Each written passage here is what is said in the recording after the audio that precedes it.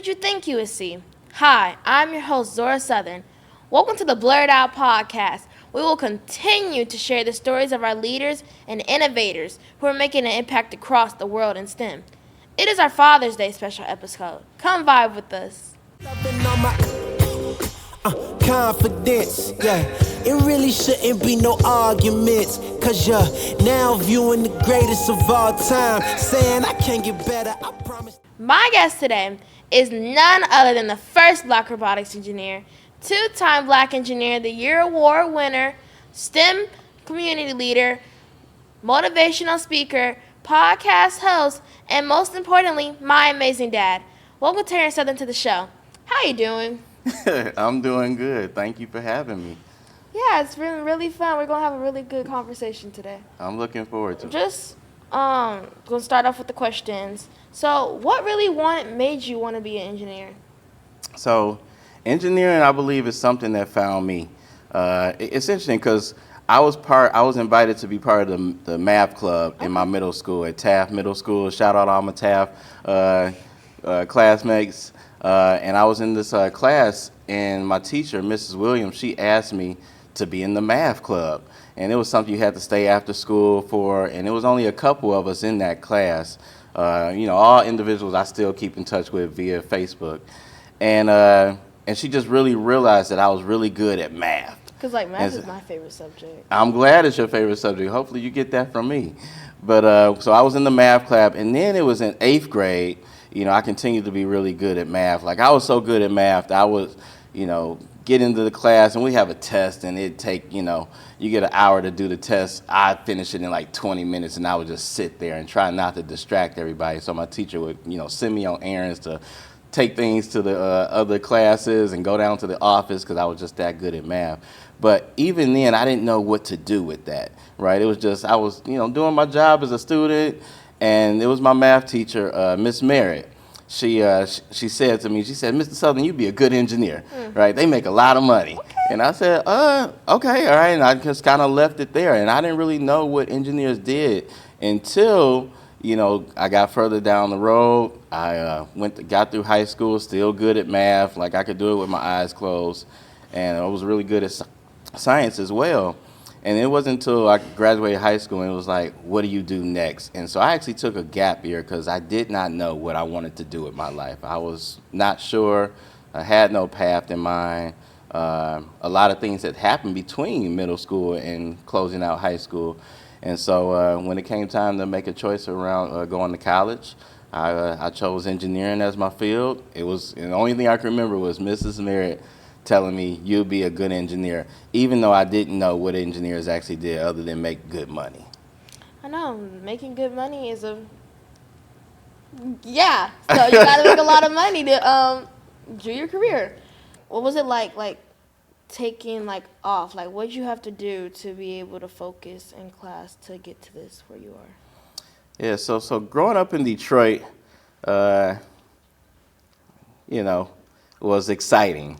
Right? That's what I'm gonna call it. Growing up in Detroit is exciting. I don't ever want to, and I say it that way because there were often times where I met people and, you tell them you're from Detroit and they're like, ooh, it's all right, it was the worst thing in the world. I was like, well, obviously I made it here, so it can't be that bad. And, many people who, feel a way about Detroit, they've never been to Detroit.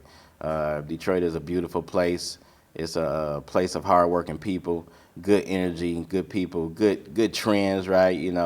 But there were several challenges. Like I said, I didn't know any engineers, so becoming an engineer was almost a miracle. It's how do you do something that you've never seen before, right? That being the first challenge. What I did see is I saw football, I saw basketball, I saw violence, I saw crime. I saw drugs. I saw all of those things, and all of those things happen. I wouldn't be being honest if I said I wasn't part of some of those things because I was, right? I did some of those things and things that I wasn't proud of in those moments. It wasn't easy to avoid those moments. There's definitely been times where I was probably had near-death situations, and that's some of those stories are the reason why I do what I do in the community is because it's my way of thanking God for keeping me, Because there's probably several times where I could have just like been gone. I would say I've probably been to more funerals than most people see in a lifetime. For a while, it became a trend. I was like, I keep going to funerals, where I was almost even afraid to say the words, I love you, right? And that was very difficult for me. But, I saw so many of those things through high school, and honestly, it was my neighbors. So there was a lady who lived down the street from me, Mrs. Jennings. She was like my childhood adult best friend. So she was my childhood adult best friend. I told her everything. And so she was somebody who really believed in me at a very young age, even in the midst of everything that I had going on.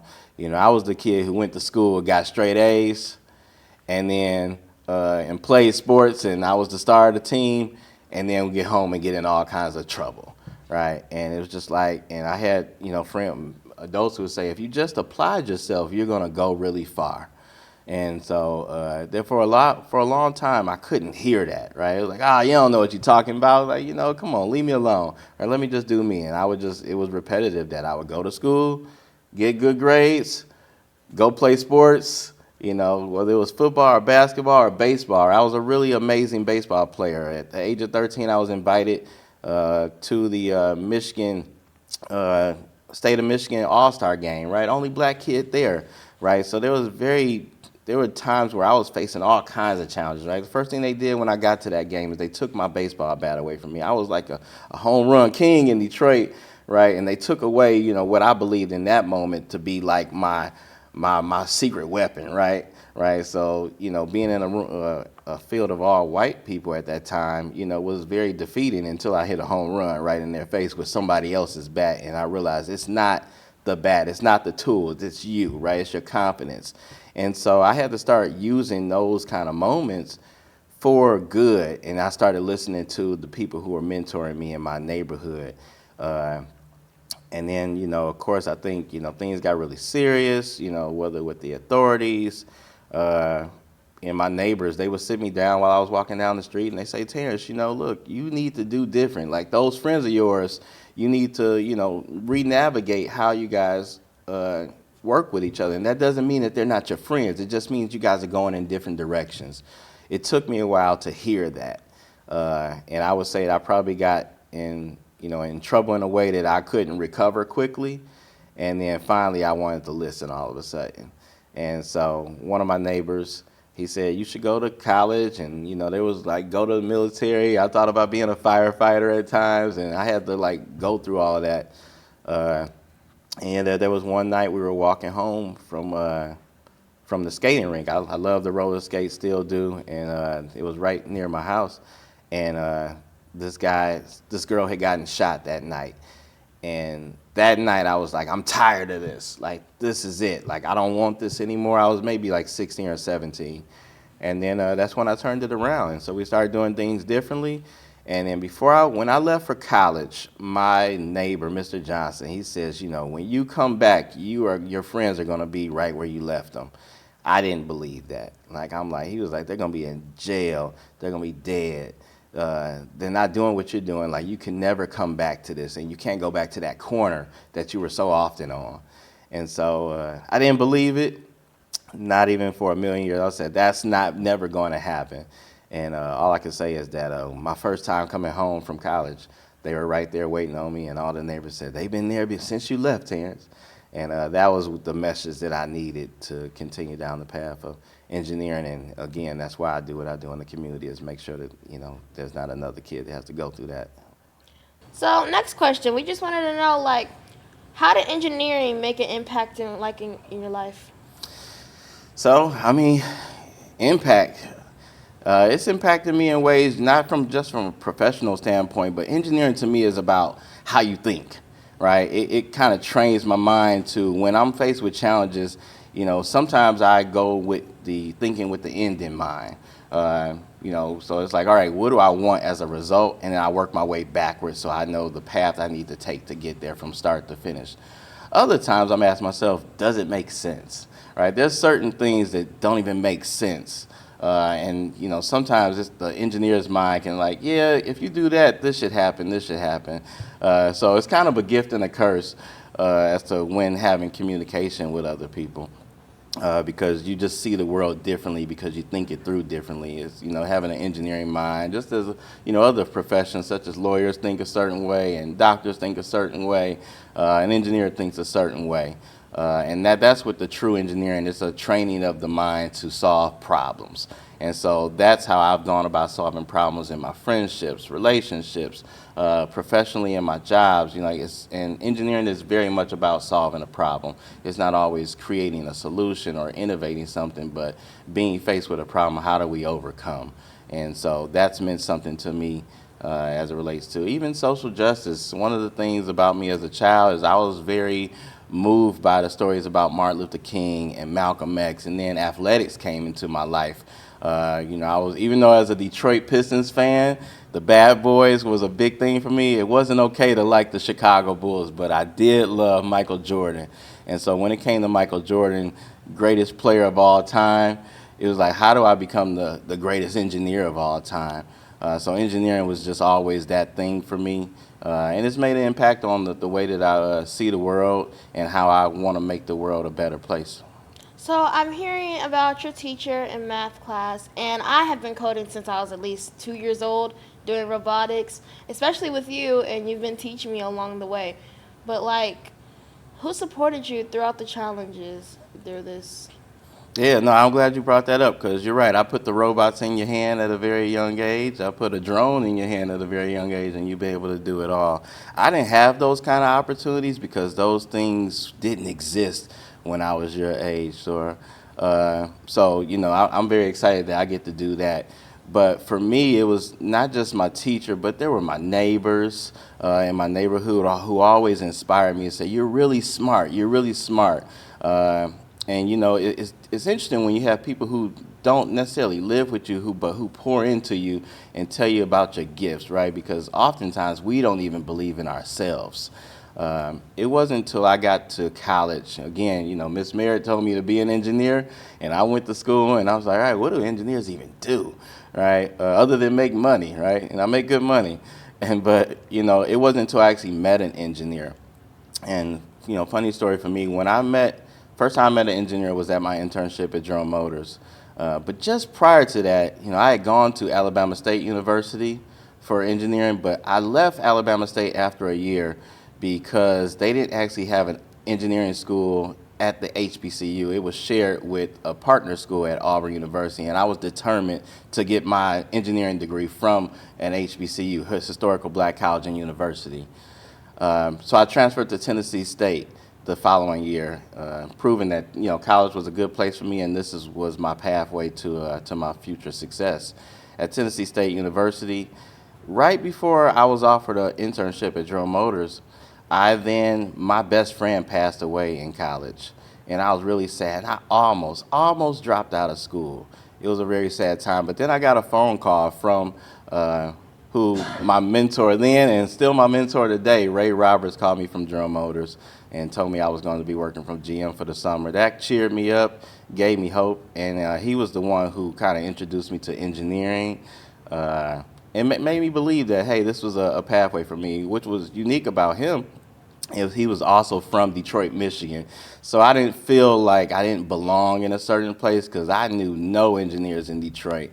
So when I met him, he was like, hey, I understand you're from Detroit. I understand you done seen some rough times. I understand, what it's like to come across 8 Mile and see things you've never seen before and be in an unfamiliar space. But if you trust me, I'll take you where you want to go. And I've trusted that man since that time, and even today, if I have a challenge, he was who guided me through different situations, whether it dealt with my career or personal life. So there's been lots of people who poured into me, and the way that I say thank you for those times that they poured into me is I give back to the community and do the work that they did with me. So I know I've been coding and doing programs since I was 2 years old, and I just want to say I've been going to my school since I have been in pre-K 2, and I know that you've been doing robotics with kids, but Like, did you start with my school, or like what school did you start with? No. I actually started when I was still living in Detroit, Michigan, before relocating to Dallas, Texas. I began with Ray Roberts at Drum Motors, and so there was a pathway to that. He introduced me to a bunch of high school kids, and of course, I came out of work, and he was like, "Hey, meet me down in the basement." And I said, okay. And I had plans on going out with my friends. You know, it was a day we were just all going to, I don't know what we were going to do, but going, doing work after work was not my goal at the time. And so he put me in front of, about 15 to 20 young black high school students from one of the high schools in the Detroit area. And General Motors is not in Detroit, it's in the suburbs. So these kids had to get there that day. And they just sat there and just looked, right? They didn't have a bunch of tools. And he says, "Who wants to meet a black robotics engineer?" And I just stood there looking at them, and they stood there looking at me. And I said, okay. And I just got to talking, told them where I was from. And believe it or not, none of those kids believed I was from Detroit. They thought I dressed too nice. They thought I was too smart. They thought I was too well-spoken. So that gave me an opportunity to kind of, get on their level, so to help them understand that, yes, I did go to a Detroit public school. I did graduate. I have gone to college at a historical black college. And yes, I've seen the same things that you guys see. And yes, I listen to rap music and different things that related to what they were used to. And that started in January of 2003. After that, I was working with those same kids, and I realized that, depending on when I met them, would determine how much success they would have by the time they were out of high school. I met some of them, they were ninth graders. Some of them were 11th and 12th graders, and I just didn't have enough time to turn the corner with those kids. So I started a middle school program, which started at this one school in Detroit as well. And then we started a middle school team, and then I had all the way from 4th grade through 12th grade to mentor those young people in robotics. And I would say approximately 90% of those kids all went into a STEM field. And as a matter of fact, one of them is actually a robotics engineer today. He followed in my footsteps, said that was what he wanted in the 6th grade. And we were at it from the full time, and we still keep in touch today. But then in 2010, I started a program in Dallas. I never had a goal to have a nonprofit organization. That was never my goal. My nonprofit, Illuminate STEM. The STEM is Sustaining Talent and Elevating Minds. I began a nonprofit organization because there was a vice president at AT&T who says, "You should start your own nonprofit." And I said, "I just do this because I like working with kids when I'm done with work, right? I just want them to go on and do great things." And so that's when I started a nonprofit organization. However, your school was the first school that I worked with. St. Philip's School was the first school I worked with after beginning my actual nonprofit. So you told us about Illuminate STEM, and you told us that it helps kids learn about robotics and engineering, but more of what is Illuminate STEM? Yeah, so Illuminate STEM was kind of a little brainchild. That moment for me was like, all right, what would I develop or build if I was a kid again? What would I need or want? So again, there was an executive at AT&T who inspired me to even start a nonprofit, because I was perfectly fine just leaving work, go help some kids out and go home and not have any responsibility. But Illuminate STEM, that's the STEM standing for Sustaining Talent and Elevating Minds. The goal is we provide project-based learning for K through 12 students in after-school programs and in Saturday programs, and where we teach them about robotics. The reason I started that, and what's unique about Illuminate STEM, is that Illuminate STEM board and leadership are all led by STEM professionals, right? So what I noticed is that in the schools, you have STEM programs that are pushed by educators, right? Well, I was also pushed to be an engineer by an educator, right, who wasn't an engineer, but she told me to be an engineer because they made a lot of money, which worked out for me. But for somebody else, that might not work the same, right? They might go and say, well, since I don't know what engineers do, then, I'm not going to do it because, I don't know enough to really be part of that. I was fortunate to have enough courage to just go chase it down and figure it out.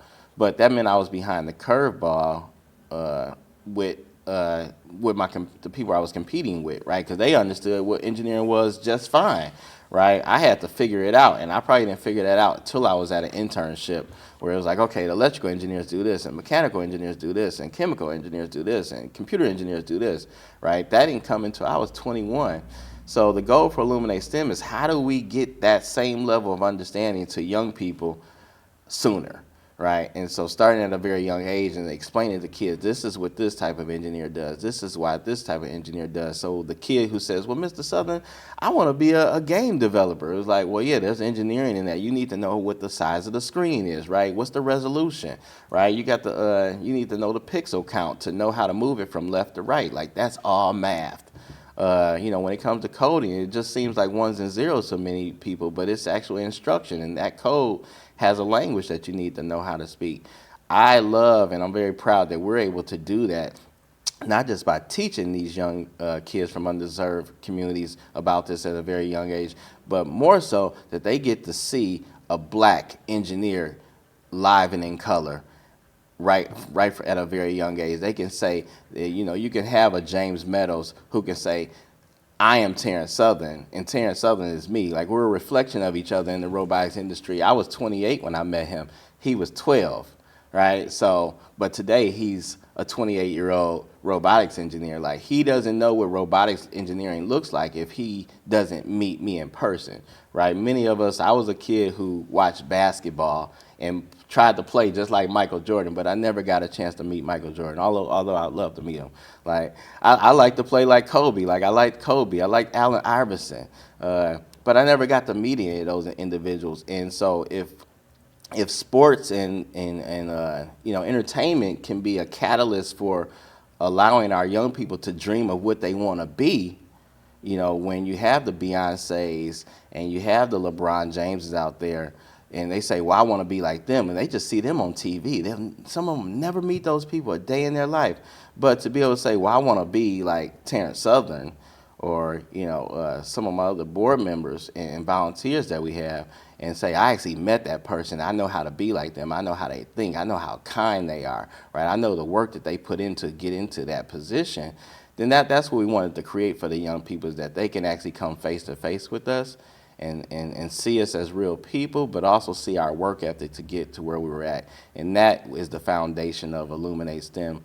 Over the last year, we've evolved a little bit. We're not doing after school programs anymore, and we are doing less Saturday programs. What we are doing is that we're going into the classroom, and we're now partnering with donors, corporations, and other organizations to provide STEM-based classrooms in at the school, right? So schools and organizations get to apply to have a STEM innovation lab from Illuminate STEM. And so we built gaming classrooms so kids can learn how to be gamers, because there's a lot of money in gaming, right? There wasn't money in playing Madden back when I was a kid, but somehow kids learn how to make money playing games now. A robotics lab, a financial literacy lab. And so now that we build these labs, you don't have to worry about how is a kid going to get to my program on Saturday, or how are they going to have time to stay after school because their mother and father have things to do.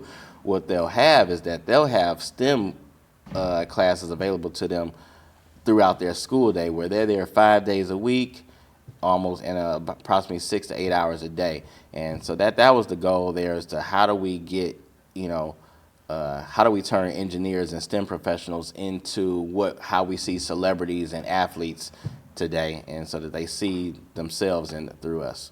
So, we just want to know, how many years have you been doing robotics? I mean, since you're a math teacher and everything, like, how long have you started this engineering? I had no robots when I was a kid. It was just kind of like something I watched on cartoons like the Jetsons, or for me, I can't even remember too many other movies that were out during that time. But again, I've been doing robotics 25 years now, if you count the time I was in my internships. That was the first time I saw a robot. Was with my mentor, Ray Roberts.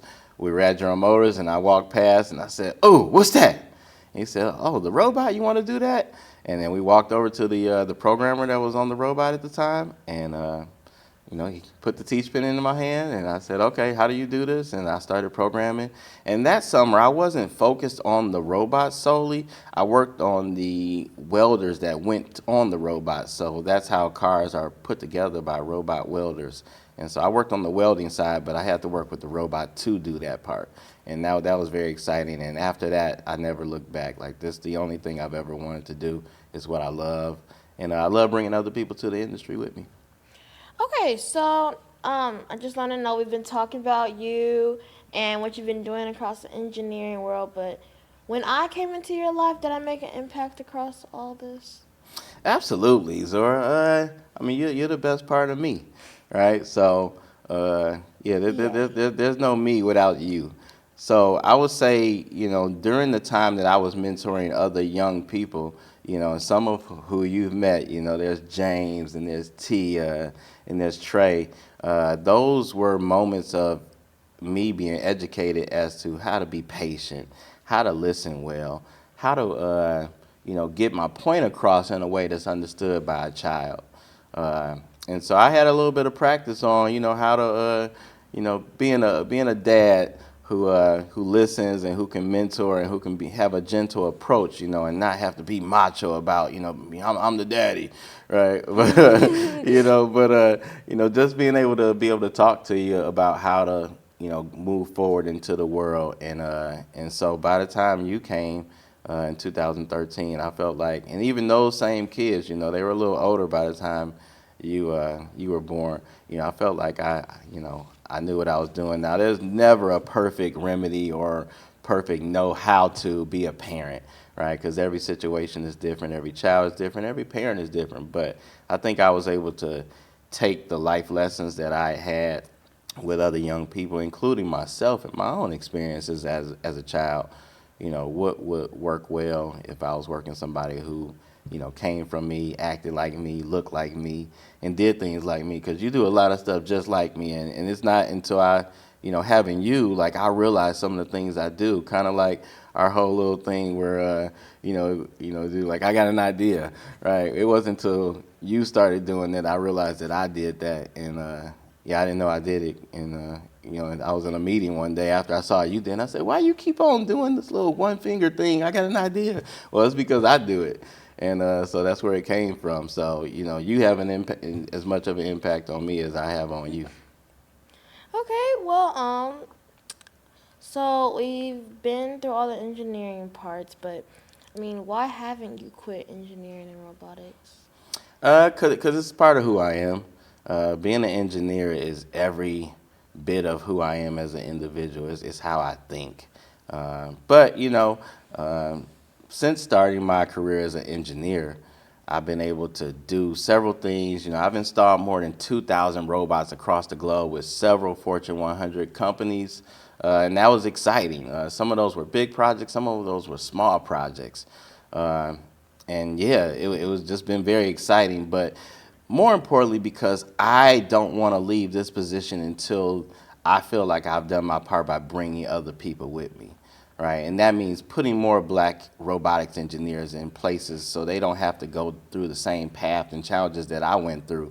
When I began this work in 1999, there wasn't a me, right? So it's always very difficult to be the Jackie Robinson of anything, or you pioneer the first at anything. That is super challenging because you're looking for a reference, a benchmark to say, how do I do this? So I had to make a lot of mistakes. I had a good coach in Ray Roberts who kind of guided me and made sure that I didn't make certain mistakes. But from a robot standpoint, I didn't have anyone. And there were many times where I thought I was going to give up because the pressures of just being a black engineer overall are very challenging. And if I had given up, then somebody else would have came behind me and then had to start over again where I was already. So I decided to continue down that path no matter how difficult it got. I felt like people were rooting for me. And they say, all right, well, if I can pull this off, then the people who come behind me don't have to go through those same challenges. And so that's kind of what I do and why I keep doing it. There's a lot of engineers across the country who reach out to me, who want to go into robotics. They realize who I am. There's young people who've gone and done projects about me at Florida A&M, and I met some great engineers at Florida A&M a couple years back. There's young kids who've done their Black History Month projects on me in February. I even got a letter a couple years ago from this kid who wrote me a letter, said he wanted to be a robotics engineer. Didn't know this kid. He just looked me up on the internet, and I ended up writing him a letter. Hand wrote a letter back to this kid I never met before. I wrote him a letter about inspiring. Yeah, complete stranger, right? Well, he was a stranger then, but and I wrote him a letter back. And when he did his presentation to his class, I actually sent him one of my robots, so his friends in his classroom could see that, hey, no, I didn't know Terrence Southern, but I looked him up and I wrote him a letter. He wrote me back and he gave me this robot. And so just that little piece, says a lot to say, for somebody who wants to be an engineer, if I never see that kid again, he will remember the moment that he had with me. And that's kind of why I keep doing it. I actually got a chance to meet him. He came down to Dallas, Texas with his grandparents, and they brought him to me. And it was really special to be able to shake that young man's hand who had enough courage to write me a letter. And then he got to meet me in person, and hopefully he becomes a robotics engineer one day. So that's why I keep doing it. But, I got a couple other things that are cooking. And, I got the podcast now. We have we still have Illuminate STEM where we're teaching young kids about robotics, drones, automation, artificial intelligence. I'm looking forward. I love to travel, so I'm looking forward to all right, one day I'll be able to walk away, but right now isn't that time just yet. I want to make sure that I do my part and leave a legacy for other Black robotic engineers and AI engineers and other engineers who come behind me. And when I walk away, I want to be able to say I did my part.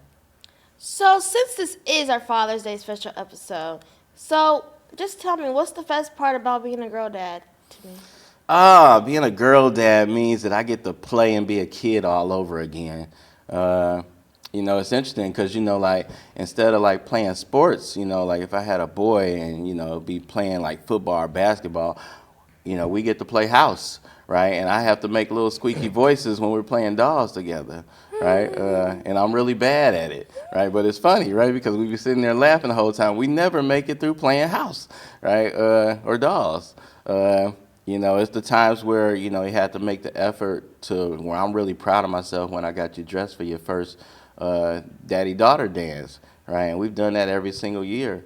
You don't get those moments. You don't get to go to the dance and dance with your son all the time. You get to cheer him on. So I would say also being a girl dad helps me be a better man overall. And to, when since I'm a single girl dad, it also helps me navigate in how I am with women, right? Because, say, well, if I can be gentle and patient with my child, then I can do the same as in adult conversations and relationships. So it's really helped me from a mental health standpoint and just teaching me how to be a better, not just a better man, but also a better person.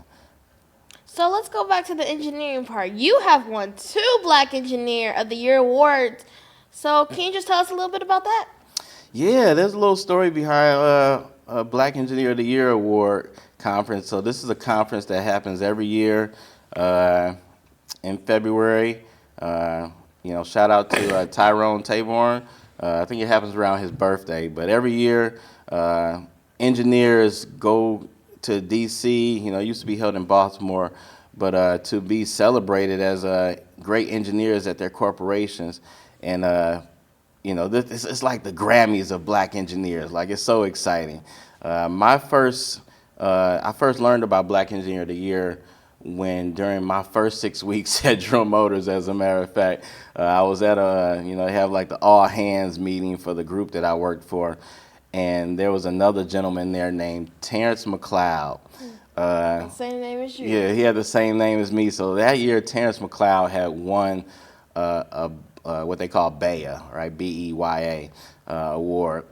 And so as I'm walking out the door, everybody's congratulating me. And I'm like, what you talking about? I don't even know what that is, right? And they're like, oh, congratulations, you just got here and you already won an award. And I'm like, oh, no, it's not me. That's not me. They're like, well, who else's name is Terrence? And so that's how I met my good friend and, mentored me at times, Terrence McLeod, because he had won that year. And then I had only been with GM like maybe 6 weeks at the time. So it was really funny just kind of walking out the door, getting all these congrats. But it mobilized me to go to my mentor, Ray Roberts, and say, hey, so what's Black Engineer of the Year? Like, what's that all about? And how you win one of those? Right? And he's like, oh, that's this award, that they give every year. And if you do a really good job, you got to get nominated by your peers and managers at General Motors. And then we vote on it, and, you be good. And so, of course, I was like, well, I went home thinking, like, I want one of those, right? Like, I'm going to get me a Black Engineer of the Year award.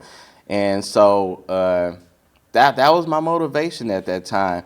And so I was leading the project, and Ray told me, he said, if you really do a good job on this project, I could see them nominating you. And, I couldn't see, just kind of being the normal engineer, how anybody would see me in my first year at General Motors. Like, well, how are they going to know I'm doing a good job? How are they going to know the work that I'm doing? And so there was a project, and, I'm in, metropolitan Detroit, and there was a project in Shreveport, Louisiana. And this is where my last intern was there as well. And there was a guy there, and he was going to be the lead. But over the first 6 months of my career at GM, I did all the work. And so the thought was that I was going to go down the Shreveport, and then all this work I had done, and then hand it off to him, and he gets to boss me around after I do all the work. So I was a little frustrated by that, young engineer, just really, real gutsy, and, didn't have any tact in my approach to how to get things and be seen as a young engineer. So my first reaction was like, if you guys make me work for him, I'm quitting. I'm like, I'm out of here. Okay. Right. And I was really frustrated at that moment. And, my mentor had to reel me in on how to approach that better.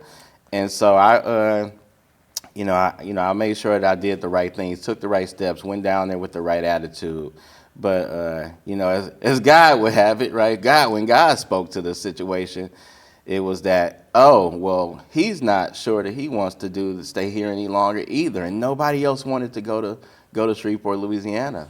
So then all of a sudden I became the lead after 6 months, which General Motors had never done before. They're like, look, you just got out of college, right? How are we going to make you the lead of anything? Like, you don't know the people, you don't know the technology. It's like, look, I've been an intern at General Motors for 4 summers. Like, if I have a challenge, I know who to ask. And so I had to humble myself in that situation, because now I was in charge of people who had 20 years of experience working with me. And the thing was, either I was going to succeed and make it really hard for anybody who came behind me, or I was going to fail, and they were going to be right about everything they thought about an entry-level engineer being able to take on a $10 million budget and managing 10 different people and, 700 robots. Like, that was a lot to take on by somebody who had just came out of college. And so fast forward, that was how I got my first Black Engineer of the Year award, modern day technology leader. And then years later, I was at a different company. That was after the restructure and bankruptcy. I moved to Dallas, Texas, and I was with a new company, PepsiCo, Frito-Lay. And then I won my second Black Engineer of the Year award, and that was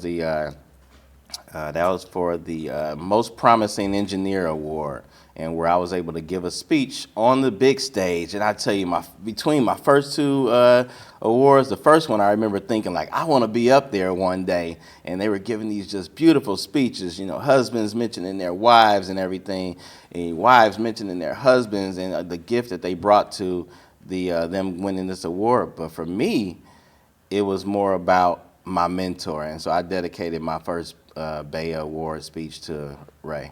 And it was really awesome. So for anybody who wants to see Black excellence at its best in the world of engineering, you have to experience the Black Engineer of the Year Award Conference in February.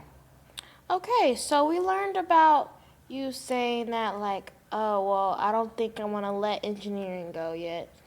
But is there any plans that you have after robotics engineering? Yeah. I'm gonna go buy an island maybe. No, just killing so I can live far away.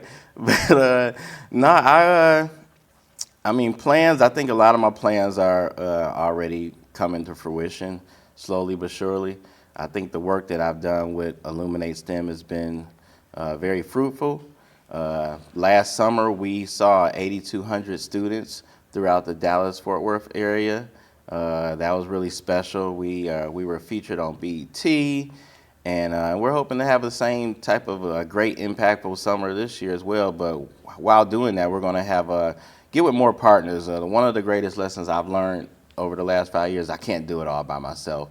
And so, it's been about trusting other people in an area where, my expertise might be one thing, but I don't know everything. So I have to start, bringing people closer to me and then trusting them to do their part, and then I do my part. And it's really worked out well for me. I have an invention that's patent and pending. Can't say too much about it now, but be on the lookout for an invention that's coming out really soon.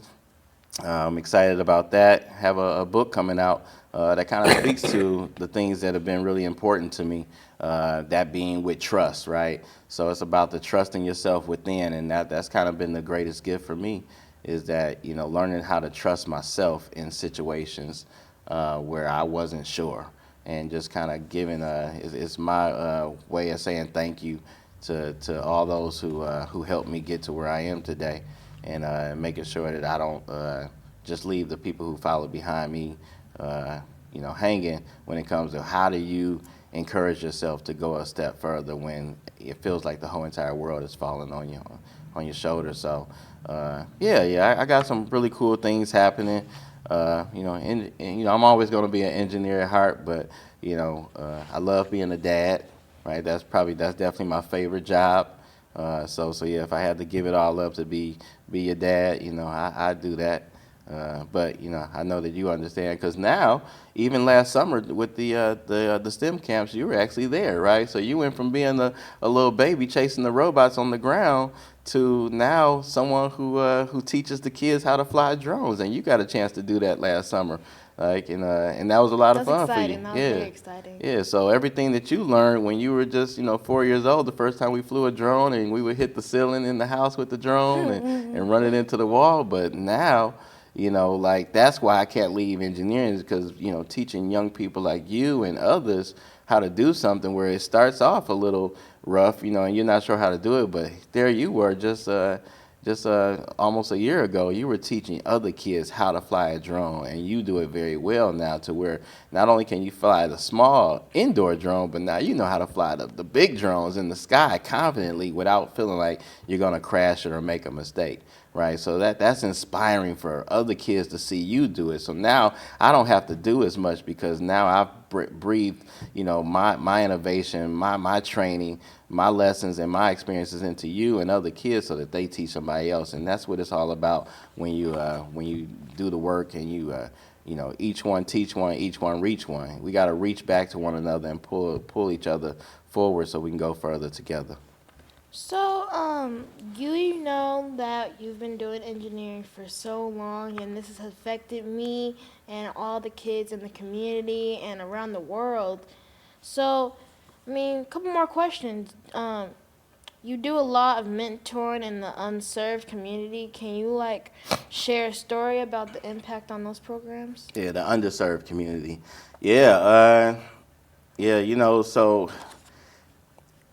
So it's easy for us to think that everybody is going through the same things. I didn't have these kind of opportunities as a kid. I grew up in a middle-class neighborhood in the city of Detroit, but that doesn't mean that I didn't see the type of things that you see about Detroit on television, right? You saw some of those kids at school, right? And at school, you can never tell who's going through something. It wasn't until I was doing my mentoring with the middle school kids in Detroit where I can tell you that I had one kid who was actually homeless, right? So being part of my program was the best part of their day, right? For a couple reasons. One, we provided food, right? Another thing is that they were together with some other kids and they were doing something very cool. But very few of us knew that at the end of that day, once they got done with my robotics program, that they were going to try to find somewhere to go sleep, right? Like most of us can't even imagine that.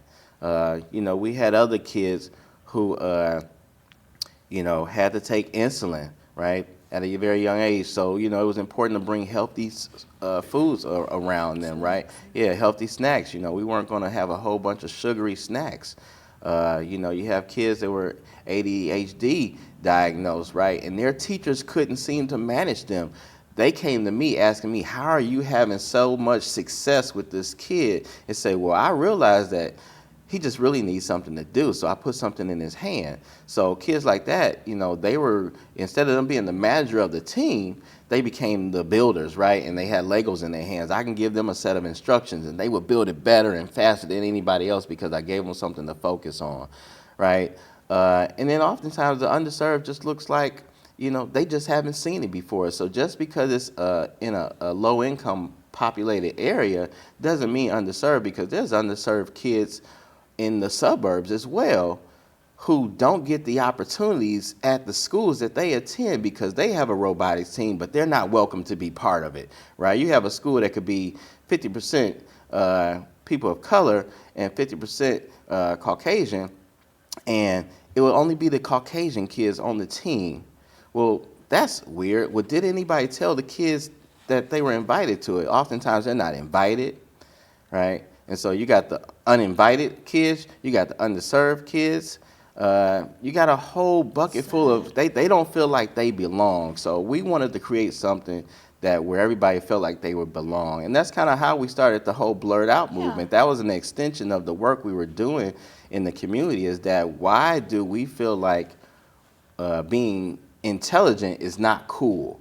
Right, I've had several kids from the underserved community that say, well, my friends are going to tease me. We play basketball, we play football. They're going to tease me if they see me doing robotics. That same kid, once he was done, his friends actually enjoyed the robotics more, and they all wanted to join the team when it was done, right? Because they saw like, oh man, I saw you make that robot move. Can you show me how to do it? So we just have to, I think we just had to expose them a little differently, but the exposure had to come from somebody they could relate to.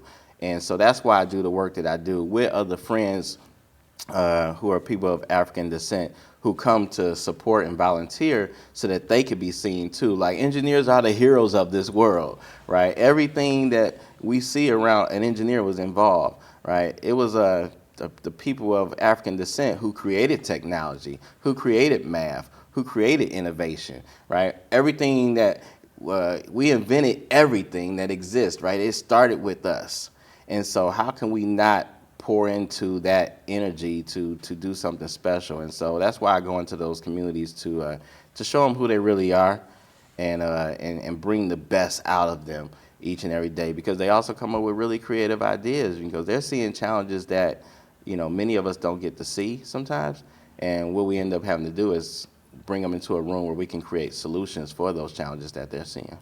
So just in a closure, I want to give lots of love to my father, Terrence Southern, for switching places with me today, and just lots of love. So can you please tell all the audience where they can find information about you and your work? Just look me up on LinkedIn, Instagram, Facebook. You'll find Terrence Southern. Also follow the Illuminate STEM.